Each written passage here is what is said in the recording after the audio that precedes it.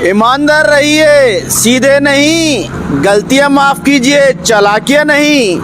भारत के 28 राज्यों में उत्तराखंड के प्रमुख शहर हल्द्वानी इवनिंग न्यूज में आपका स्वागत।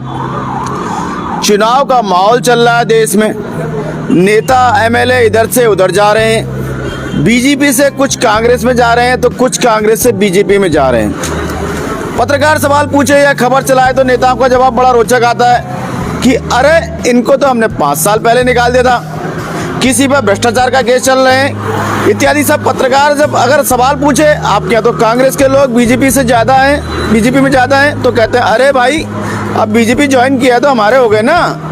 असम के मुख्यमंत्री हेमंत बिस्वा से कहा जाता है कि कांग्रेस ने आपको 22 साल नेता बनाया, तो जवाब देते हैं कांग्रेस कौन होती है हमें नेता बनाने वाली? मुझे जनता ने बनाया है। मुझे क्या, सभी को नेता विधायक एमपी जनता बनाती है, कोई पार्टी नहीं। चलिए तो नेताओं की बात हो गई, क्योंकि उनका काम ही जनता को, आप समझ ही गए होंगे, आशा है समझ गए होंगे, और जनता बनती भी है, क्योंकि आज के समय में लोगों की मेमोरी शॉर्ट टर्म होती जा रही है। इसका मूल कारण यह है कि व्यक्ति परिवारों के पास रोजी का, रोटी का, घर का, दवा दारू का, बच्चों का, शिक्षा का, कैरियर का, स्टेटस का, मेंटेन रखने का, समाज में झूठी इज्जत का, बच्चों की शादी का, विवाह का इतना ज्यादा प्रेशर होता है, इतना ज्यादा नियम कायदे टैक्स इत्यादि बना दिए हैं कि वो व्यापार करे, जो ऊंच नीच गलत सलत निर्णय विरोध करे, बिजली पानी फुटपाथ की बात करे, उसकी दुनिया इतनी छोटी और छोटी होती जा रही है कि ये सब ज्ञान विकास की इत्यादि बातें न समझ पाता है, न अपने बच्चों को समझा पाता है, और न इन नेताओं के वादों के तिलस्मी जाल से निकल पाता है। चलिए ज्यादा सच्चाई आपको बोर न कर दे, चलिए देश की खबरों पर बात कर लेते हैं। एलपीजी की कमी से खाद्य पदार्थों की कीमतों में वृद्धि हुई है और मेनू में विविधता आई है। फिलहाल ये हाल पूरे देश का है। भले ही सरकार दावा करे किसी भी प्रकार की कोई कमी नहीं है, लेकिन ग्राउंड पर थोड़ा अंतर साफ देखा जा सकता है। फिलहाल दिल्ली एनसीआर में एलपीजी की कमी ने दैनिक जीवन की अस्त व्यस्त कर दिया है, जिसमें छात्र, परिवार और बाजार बढ़ती लागत, सीमित खाद्य विकल्पों और वैकल्पिक आहार की ओर मजबूरन रुख करने की समस्याओं से जूझ रहे हैं। दिल्ली कांग्रेस ने शनिवार को कहा कि राजधानी में मतदाता सूचियों के एसआईआर के दौरान उसकी पार्टी कार्यकर्ता बूथ स्तर पर कड़ी निगरानी रखेगी, ताकि यह सुनिश्चित किया सके किसी भी वैध मतदाता को उसके संवैधानिक मतदान अधिकार से वंचित न किया जाए। अगले महीने शुरू होने वाले एसआईआर अभ्यास से पहले रोहिणी के बादली गांव में BLA-2 के साथ बैठक में भाग लेने वाले पार्टी के दिल्ली प्रमुख देवेंद्र यादव ने कहा कि चुनाव आयोग द्वारा की गई प्रारंभिक जांच में कई अनियमितताएं सामने आई है, जिनमें उन लोगों के वोटों को हटाना भी शामिल है जो अभी भी अपने दर्ज पते पर रह रहे हैं। एनएमसी ने स्नातक चिकित्सा छात्रों के लिए ऑनलाइन फीडबैक प्रणाली शुरू की है। मेडिकल कॉलेज के बुनियादी ढांचे, शिक्षण गुणवत्ता और नैदानिक शिक्षण का आकलन करने के लिए छात्रों की गुमनाम प्रतिक्रिया प्रपत्र राष्ट्रीय चिकित्सा आयोग ने पहली बार स्नातक चिकित्सा छात्रों के लिए एक ऑनलाइन फीडबैक प्रणाली शुरू की है, जिसके माध्यम से वे गुमनाम रूप से शिकायतें दर्ज करा सकते हैं या अपने कॉलेजों के बुनियादी ढांचे और संकाय का मूल्यांकन कर सकते हैं। एक आदेश में एनएमसी ने कहा उसने अपने अधिकार क्षेत्र के अंदर आने वाले मेडिकल कॉलेज और चिकित्सा संस्थानों के स्नातक चिकित्सा छात्रों में प्रतिक्रिया और सुझाव प्राप्त करने के लिए एक ऑनलाइन छात्र प्रतिक्रिया प्रपत्र शुरू किया है। इस प्रतिक्रिया का उद्देश्य आपके मेडिकल कॉलेज और चिकित्सा शिक्षा के अनुरूप के विभिन्न पहलुओं पर मूल्यवान गुप्तनाम प्रतिक्रिया एकत्रित करना है। जी हाँ, इधर नासिक अदालत ने भगवान अशोक खरात की पुलिस हिरासत 1 अप्रैल तक बढ़ा दी है। शहर के पुलिस स्टेशन में अब तक उनके खिलाफ 10 एफआईआर दर्ज की गई, जिनमें से 8 कथित यौन उत्पीड़न या शोषण और 2 धोखाधड़ी से संबंधित है। मोदी ने दशकों से चले आ रहे भ्रष्टाचार को लेकर एनडीएफ और यूडीएफ पर निशाना साधा है। भाजपा को केरल की असली ए टीम बताया है। भाजपा के नेतृत्व वाले एनडीए के निर्णायक विकल्प के रूप में प्रस्तुत करते हुए प्रधानमंत्री ने कहा कि एनडीए सरकार विकसित केरल की परिकल्पना को आगे बढ़ा दी।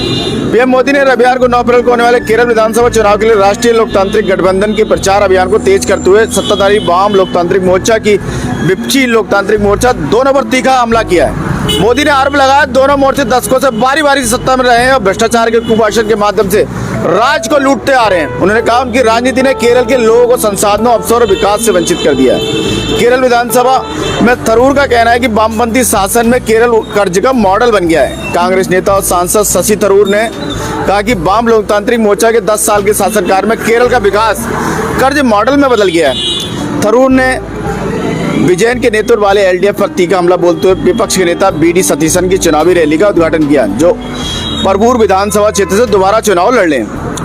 हर कोई सरकार बदलना चाहता है। सरकार की खामियां सिर्फ भ्रष्टाचार और सोने के घोटाले तक ही सीमित नहीं है, बल्कि उसे शासन व्यवस्था को भी बर्बाद कर दिया है।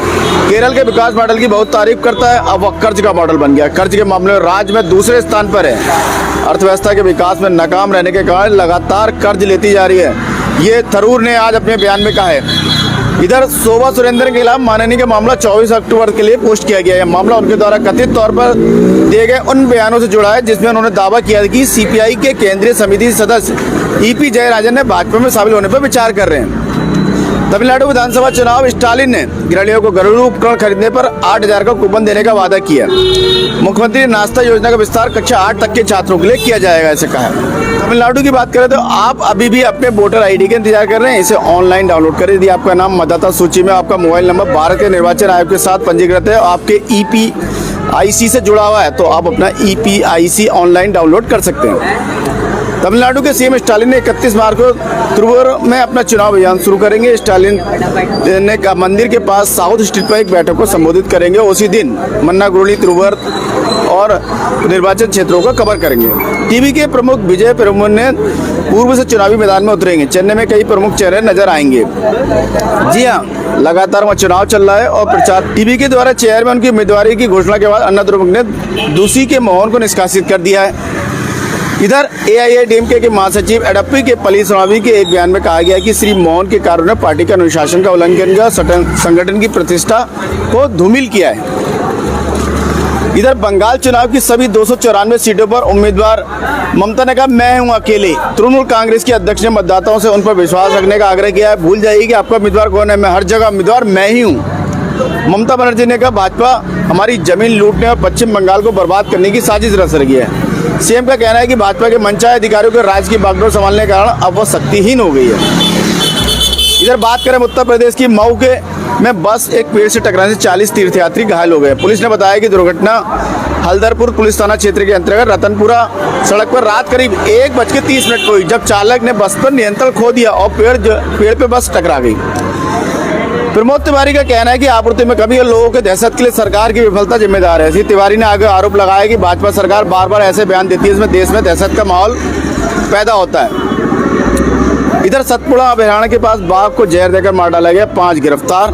जी हाँ, ये मामला है। इधर OTT NGT के फैसले के अनुपालन का आश्वासन मिलने के बाद प्रदर्शनकारियों ने कोटपुतली में अपना धरना समाप्त कर दिया।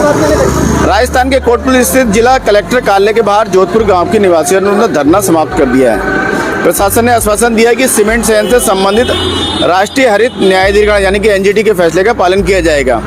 गांव वाले लंबे समय से संयंत्र से प्रभावित हैं और लगातार शिकायतें उठा रहे हैं।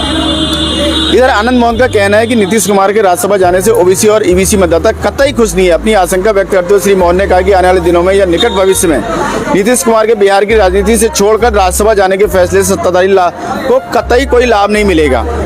पूर्व सांसद और डांस से राजनेता बने आनंद मोहन ने दावा किया कि बिहार की राजनीति से नीतीश कुमार के जाने का असर जनता दल यूनाइटेड की तुलना में भारतीय जनता पार्टी पर अधिक पड़ेगा।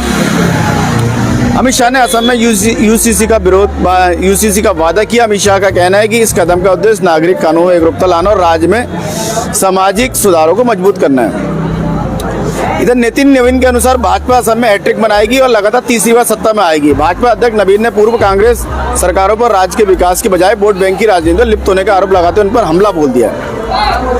असम में महिला उम्मीदवारों की संख्या में गिरावट आई है। 2016 में उम्मीदवारों की संख्या 91 के उच्च स्तर से 2026 के कार्यकाल के लिए महिला उम्मीदवारों की संख्या 2001 में 55 की तुलना में 4 अधिक है।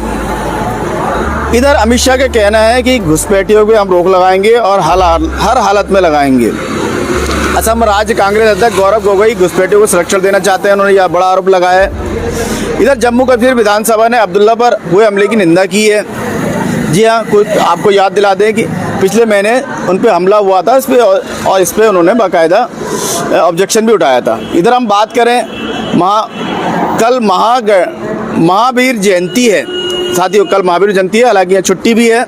यह पर्व उनके द्वारा दिए गए अहिंसा, सत्य और अपरिग्रह जैसे मानवीय मूल्यों को याद करने और उनके बताए रास्ते पर चलने के लिए प्रेरित करने हेतु बनाया गया है।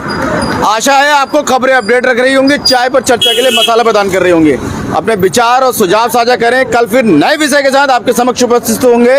इसी के साथ मैं मनोज आर्य, जय हिंद।